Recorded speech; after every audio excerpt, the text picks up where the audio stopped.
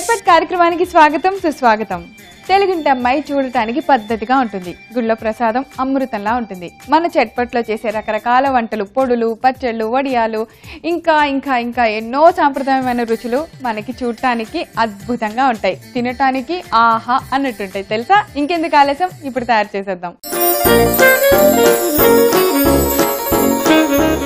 ప్రతిరోజు చట్పట్లో మనకి రకరకాల రుచులను చూపిస్తున్న మన ఎక్స్పర్ట్ లో ఈ రోజు సుమిత్ర గారు వచ్చి మనకి ఏ వంటకం చూపిస్తున్నారో చూద్దాం.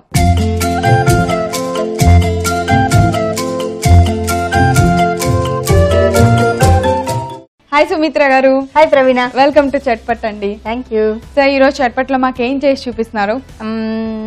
మామూలుగా మీరు పొళ్ళు తింటూ ఉంటారు కదా.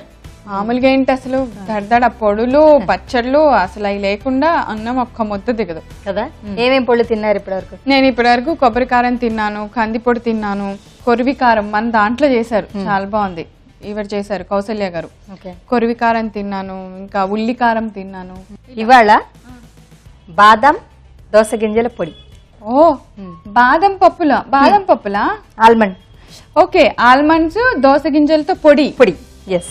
ఓకే, అంటే మామూలుగా నువ్వుల పొడి తింటారు, కంది పొడి తినుంటారు కదా, పల్లి పొడి తినుంటారు కదా. అవును.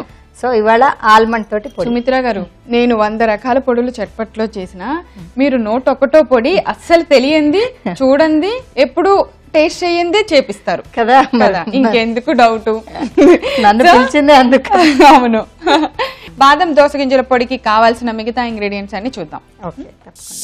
బాదం దోస గింజల పొడి తయారు చేసుకోవడానికి కావలసిన పదార్థాలు: దోస గింజలు, బాదం పప్పు, జీలకర్ర, ఎండుమిర్చి, ఉప్పు, పంచదార, మినప్పప్పు, ఆవాలు, కరివేపాకు, నూనె. సో సుమిత్ర గారు, ఇంగ్రీడియంట్స్ అన్ని రెడీగా ఉన్నాయి. మామూలుగా మన బాదం పప్పులు చాలా ఒక్కొక్కసారి ఎవరైనా గిఫ్ట్ గా వస్తూ కూడా మనకి బాక్స్ వచ్చేస్తుంది, దీపావళి అప్పుడు వస్తాయి. ప్లస్ మనకి ఇప్పుడు ఫారెన్ నుంచి వచ్చేవాళ్ళు కూడా చాలా మంది తెస్తున్నారు. జీడిపప్పు అవి నానబెట్టి తినడానికి టైం ఉండట్లేదు ఎవరికి. పుచ్చిపోయి పురుగు పట్టేంత వరకు అలా పెట్టి, లేదా డీప్ ఫ్రీజ్ లో పడేసి అలా ఉంచుతున్నారు. అలా కాకుండా మనకి ఇడ్లీలోకి, దోశల్లోకి కొంచెం వెరైటీ పొళ్ళు కావాలనుకున్నప్పుడు ఇది చేసి పెట్టుకుంటే ఆరోగ్యానికి, అదే అంటున్నా, ఆరోగ్యానికి ఆరోగ్యం, రుచికి రుచి, చక్కగా మనం వాడుకోవచ్చు శుభ్రంగా. దోస గింజలతో మనం ఎక్కువగా ఎప్పుడు ఏదైనా స్వీట్ లో చేసే బ్రెడ్ కామెంట్ అట్లా చేసేటప్పుడు మాత్రమే వేస్తుంటాం. తర్వాత మనం గ్రేవీలో కూడా కొంచెం వాడుతూ ఉంటారు, థిక్నెస్. జీడిపప్పు బదులు అది వాడుతాం. బట్ దోస గింజలతో మిక్సింగ్ కాంబినేషన్ అంటే గుడ్ ఐడియా. ఓకే, మరి అయితే ఇంగ్రీడియంట్స్ అన్ని రెడీగానే, ముందుగా ఏం చేయాలో చెప్పండి. వేయించుకుందామా? అంతా మన నువ్వుల పొడి చేసినట్టుగానే ముందు ఇవన్నీ పప్పులో వేయించుకొని. అలాగే.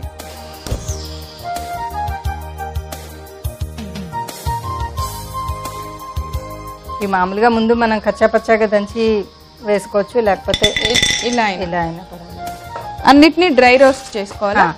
డ్రై రోస్ట్ చేసి చివరికి మనం ఏం చేస్తామంటే కొద్దిగా ఇష్టం ఉన్న వాళ్ళు కొబ్బరి పొడి అది వేసుకొని పోపు వేసుకోవచ్చు. నేనంటే కొబ్బరి పొడి కలపట్లేదు, ఎందుకంటే మనకి ఈ టేస్ట్ పర్టికులర్గా తెలియాలి అని. మీకు తెలుసు కదా, నేను అదే ఫ్లేవర్ ఎన్హాన్స్ అయ్యేలాగా చేస్తాను, వేరేది మిక్స్ చేయకుండా. సో దోస గింజలు ఇప్పుడు ఈ రకంగా దొరుకుతాయి, కర్బూజా గింజలు అంటారు. దోస గింజలు పొడవు వస్తాయి చూస్తారా, అవి కూడా వాడుకోవచ్చు, ఏమైనా పర్వాలేదు. ఇవేమో మనం కర్బూజా గింజలు, అదైనా దోసకాయ అదే ఫ్యామిలీ.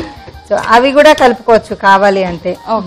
ఏదైనా సరే, అంటే కొంచెం మార్పు కోసం, అంటే మన ఆ రొటీన్ నువ్వుల పొడి తిని తిని తిని విసుకొస్తాం కదా. ప్లస్ ఇవి హెల్త్ కూడా చాలా మంచిది అంటున్నారు కదా ఆల్మండ్స్. అందులో మనకి వెరైటీ అంటే ముందుంటాం దాన్ని టేస్ట్ చేయడానికి. ఫస్ట్ తర్వాత తింటాం తినో తెలియదు కానీ ముందు ఒక డబ్బా చేసి పెట్టగానే ఆ డబ్బా అయిపోయే వరకు దాని అంతు చూస్తాం. ఓకే, పప్పులు మనకి బాదం పప్పు, అలానే దోసకాయ ఆల్మండ్ వేగిపోయింది కదా. ఇది ఒక ప్లేట్ లోకి తీద్దామా? అలాగే.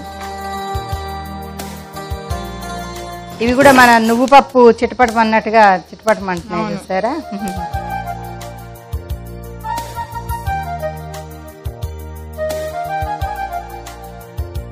ఇప్పుడు ఇందులో ఎండుమిరపకాయలు కూడా డ్రై రోస్ట్ చేసుకుందాం.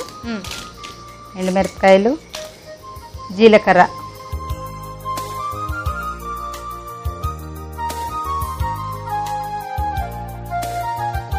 అంటే ఇప్పుడు విడిగా ఎందుకు వేసినా దానిలో కూడా వేసి వేయించేయచ్చు, కాకపోతే అవి తొందరగా వేగిపోయి ఇవి వేగాక అలా అవుతుందని చెప్పి. సో దేనికది విడిగా సెపరేట్ గా వేయించుకుందాం. ఇవి డైరెక్ట్ గా రోట్లో వేసేసుకుందాం మనం. అలాగే.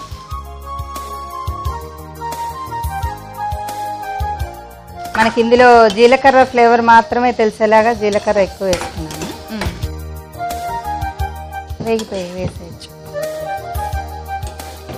స్టవ్ ఆపేనా? తగ్గించండి, పోపు వేసేద్దాం.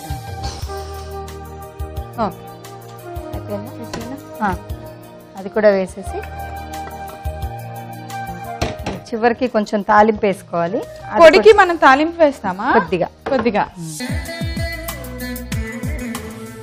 మామూలుగా చట్నీ పొడి అది చేస్తారు కదా, చట్నీ పొడిలో తాలింపు వేస్తాం కదా, బెల్లం అది వేసి చేసినప్పుడు అట్లా. సో మనకి ఎండుమిర్చి, జీలకర్ర నలగాలి. ఇందులో కొంచెం మినపప్పు వేసాను. ఓకే. ఆవాలు, ఎండుమిర్చి, ఓకే, కరివేపాకు. బస్ ఇది స్టవ్ ఆపేసుకున్నాం మనం. చాలా కొద్దిగా ఆయిల్ వేసారు కదా? అంతే, పొడికి మనం వేసామా వేరేది అన్నట్టుగా అంతే. నేను దంచనా?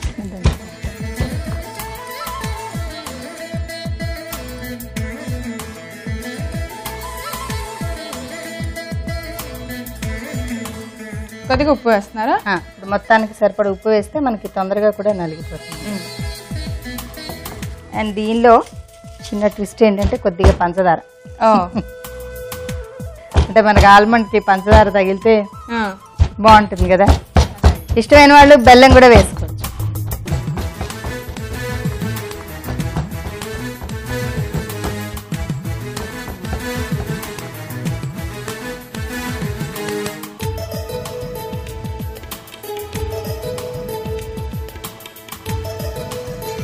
చక్కగా వేగి ఇలా బోల్ బోల్గా వచ్చేవి.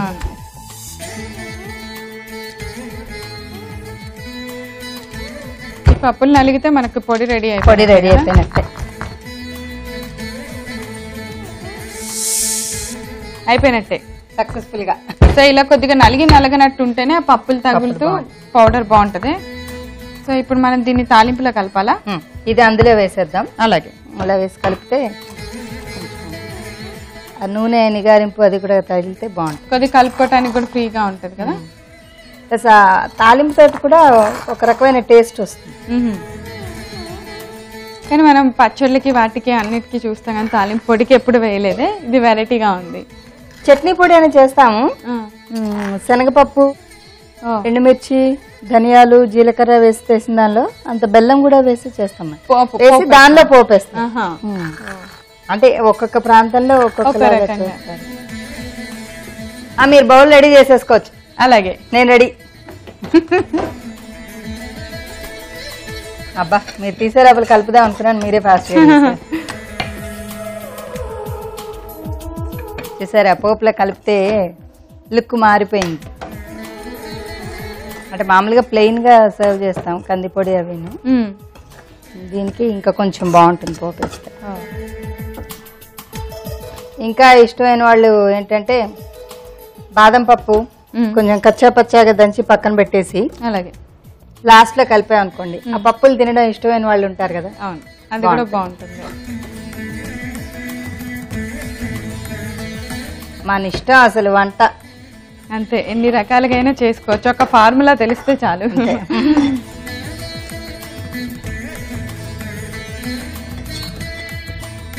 మీరు అంత దంచినా ఇంకా బాదం పప్పు అలా ఉంటే బాగుంటుంది అంటున్నాను. అక్కడక్కడ తగులుతుంది.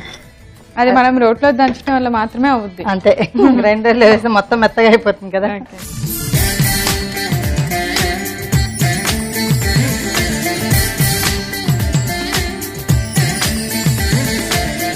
ప్రవీణ, నేను కూడా మీరు ఇంట్రో చెప్పినట్టు చెప్తాను. నేను అలాగే చెప్పండి. చెప్పనా?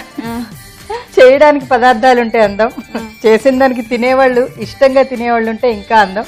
సో మీరు అంత ఇష్టంగా ఎప్పుడు తింటారు కాబట్టి నేను చేసేది తప్పకుండా బాదం దోస గింజల పొడి. టేస్ట్ చూసి చెప్పండి ఎలా ఉందో. తప్పకుండా.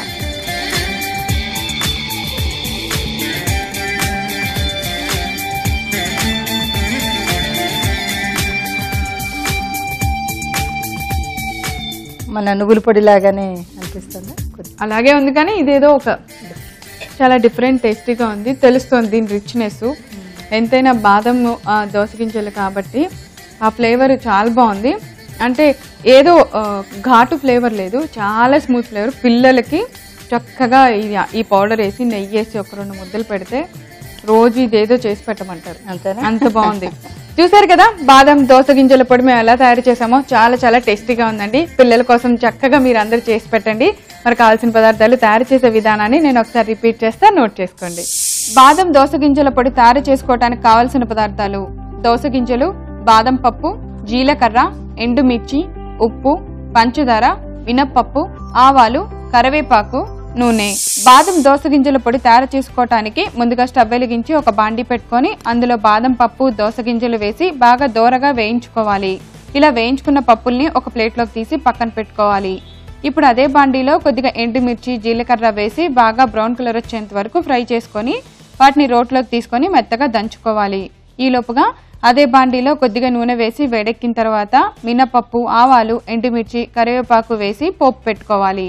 ఈ పోపును అలా పక్కన పెట్టుకొని ఇప్పుడు రోట్లో ఎండుమిర్చి బాగా నలిగేంత వరకు దంచుకున్న తర్వాత కొద్దిగా ఉప్పు, కొద్దిగా పంచదార వేసి మెత్తగా నలిగేలాగా దంచుకోవాలి. ఇప్పుడు ముందుగా వేయించుకున్న బాదం దోస గింజల మిశ్రమాన్ని కూడా వేసి రోట్లో మెత్తగా పౌడర్ అయ్యేలాగా దంచుకోవాలి. ఇలా తయారైన బాదం పప్పు దోస గింజల పొడిని మనం ముందుగా పెట్టుకున్న పోపు బాండీలో వేసి బాగా కలిపి ఒక బౌల్లోకి తీసుకొని సర్వ్ చేయండి. అంతే, ఎంతో టేస్టీ బాదం దోస గింజల పొడి రెడీ. చాలా బాగుంది సుమిత్ర గారు. అస్సలు ఘాట్లేదు, చాలా చక్కగా, చాలా మైల్డ్ గా రిచ్ టేస్ట్ లో ఉంది. Thank you so much. Thank you. ఈ రోజు మేము చేసిన పచ్చడి చూడటం మిస్ అయ్యారా? అయితే మీరు చేయవలసిందల్లా www.youtube.com/etvabruchi లేదా www.facebook.com/etvabruchi చూడొచ్చు.